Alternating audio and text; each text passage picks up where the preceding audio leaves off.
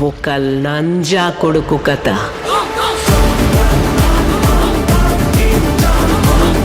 Hollywood market నుంచి వచ్చిన spider man brand day మొదటి 2 రోజుల్లో ఇండియన్ మార్కెట్లో మంచి సాలిడ్ కలెక్షన్స్ అయితే దూసుకెళ్ళిపోవడం జరుగుతుంది. అలాగే ఇప్పుడు శనివారం ఆదివారం వీకెండ్స్ ఉన్నాయి కాబట్టి ఈ నెక్స్ట్ 2 రోజుల్లో కూడా అద్భుతమైన కలెక్షన్స్ ఈ సినిమాకి రావడం జరుగుతుంది.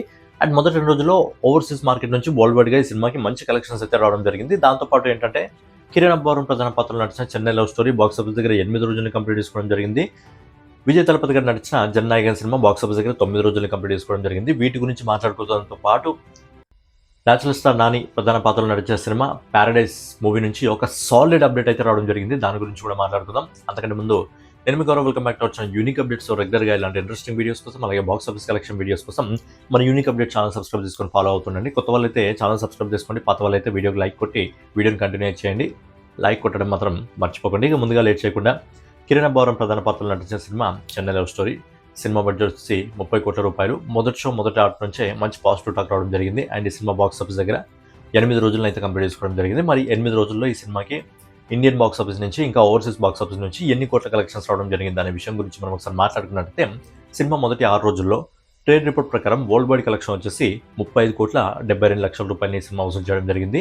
దీన్ని మనం ప్రొడ్యూసర్ రిపోర్ట్ ప్రకారం మాట్లాడుకున్నట్టయితే మొదటి 6 రోజుల్లో ఈ cinema world wide box office దగ్గర 50 కోట్ల 62 లక్షల రూపాయలు సొంతం చేసుకోవడం జరిగింది.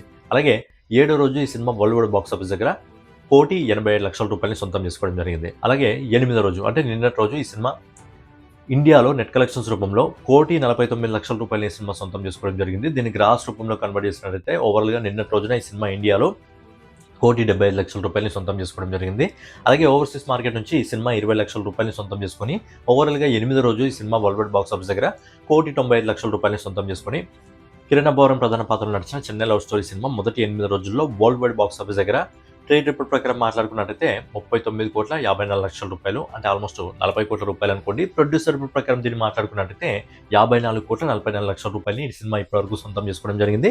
మంచి సాలిడ్ కలెక్షన్స్ అయితే ఈ సినిమా సొంతం చేసుకోవడం జరిగింది. కిరణ్ అబ్బవరం కెరియర్లో ఒక మంచి హిట్గా అయితే ఈ సినిమా నిలవడం జరిగింది. అలాగే ఇప్పుడు శనివారం ఆదివారం వీకెండ్స్ ఉన్నాయి కాబట్టి ఈ 2 రోజుల్లో ఈ సినిమాకి అద్భుతమైన కలెక్షన్స్ రావడం జరుగుతుంది. మరి లాంగ్ రన్లో ఈ సినిమా ఇంకా ఎంత దూరం వెళ్తుంది అనేది చూడాలి. ఇక నెక్స్ట్ వచ్చి హెచ్బినో దర్శకత్వంలో మన విజయ్ తలపతి గారు నడిచిన చివరి సినిమా ఏంటంటే జననాయకన్. ఈ సినిమా బడ్జెట్ వచ్చి 350 కోట్ల రూపాయలు. ఈ సినిమా బాక్స్ ఆఫీస్ దగ్గర 9 రోజులు కంప్లీట్ చేసుకోవడం జరిగింది. అండ్ 9 రోజుల్లో ఈ సినిమా బాక్స్ ఆఫీస్ దగ్గర మంచి పొటెన్షియల్ అయితే పట్టుకోవడం జరిగింది. మరి 9 రోజుల్లో ఈ సినిమాకి సంబంధించి కలెక్షన్స్ ఏ విధంగా ఉన్నాయి మనం ఒకసారి మాట్లాడుకున్నట్లయితే సినిమా మొదటి వారం అంటే మొదటి 7 రోజుల్లో వరల్డ్ వైడ్ బాక్స్ ఆఫీస్ దగ్గర అంటే ఇండియన్ మార్కెట్ ఇంకా ఓవర్సీస్ మార్కెట్ మొత్తం కలిపి దాదాపుగా 257 కోట్ల 82 లక్షల రూపాయలని ఈ సినిమా సొంతం చేసుకోవడం జరిగింది. అలాగే 8వ రోజు ఈ cinema world wide box office దగ్గర 6 కోట్ల 19 లక్షల రూపాయలని సినిమా సొంతం చేసుకోవడం జరిగింది. నెక్స్ట్ వచ్చేసి 9వ రోజు సినిమా ఇండియాలో నెట్ కలెక్షన్స్ రూపంలో 3 కోట్ల 55 లక్షల రూపాయలని సొంతం చేసుకోవడం జరిగింది. దీనికి గ్రాస్ రూపంలో కన్వర్ట్ చేసినట్టయితే దాదాపుగా 4 కోట్ల 18 లక్షల రూపాయలని ఇండియన్ మార్కెట్లో నిన్నటి రోజున ఈ సినిమా సొంతం చేసుకోవడం జరిగింది. అలాగే ఓవర్సీస్ మార్కెట్ నుంచి విదేశాల నుంచి దాదాపుగా 2 కోట్ల రూపాయలని ఈ సినిమా వసూలు చేసి ఓవరాల్గా 9వ రోజు ఈ cinema world wide box office దగ్గర దాదాపుగా 6 కోట్ల 18 లక్షల రూపాయలని మంచి సాలిడ్ కలెక్షన్స్ అయితే ఈ సినిమా సొంతం చేసుకోవడం జరిగింది. ఫైనలీ హెచ్బినో దర్శకత్వంలో మన విజయ్ తలపతి గారు నడిచిన చివరి సినిమా జననాయకన్ సినిమా మొదటి 9 రోజుల్లో వరల్డ్ వైడ్ బాక్స్ ఆఫీస్ దగ్గర 270 కోట్ల 19 లక్షల రూపాయలని మంచి సాలిడ్ కలెక్షన్స్ అయితే ఈ సినిమా ఇప్పటివరకు సొంతం చేసుకోవడం జరిగింది 9 రోజుల్లోనే.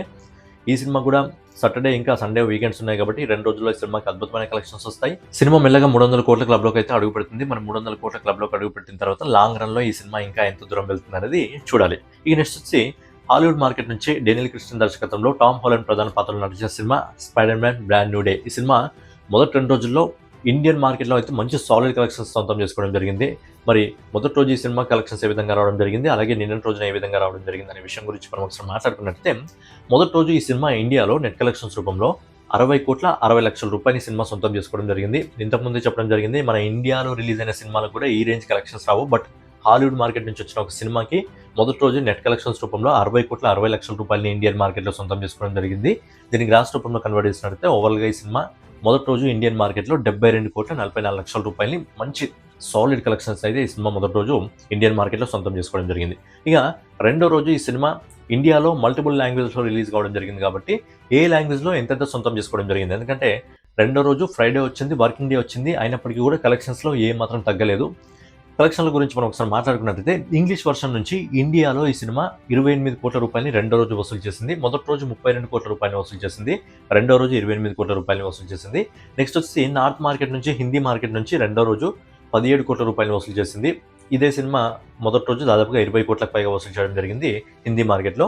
తెలుగు మార్కెట్ నుంచి నిన్నటి రోజున 2 కోట్ల రూపాయలు వసూలు చేసింది. మొదటి రోజు 3 కోట్ల రూపాయలు వసూలు చేసింది. నెక్స్ట్ వచ్చి తమిళ మార్కెట్ నుంచి 2,25,00,000 రూపాయలు వసూలు చేసింది. అక్కడ కూడా మొదటి రోజు 3 కోట్ల రూపాయల దాకా వసూలు చేసింది. ఇంకా కర్ణాటక ఇంకా మలయాళం మార్కెట్ నుంచి 1 కోటి రూపాయలని వసూలు చేయడం జరిగింది. యావరేజ్గా మొదటి రోజు కూడా 1 కోటి రూపాయలని సినిమా వసూలు చేసి ఓవరాల్గా ఈ సినిమా రెండో రోజు నెట్ కలెక్షన్స్ రూపంలో ఇండియాలో 49,35,00,000 రూపాయలు సొంతం చేసుకోవడం జరిగింది. గ్రాస్ కలెక్షన్స్ రూపంలో 58,23,00,000 రూపాయలు సొంతం చేసుకోవడం జరిగింది.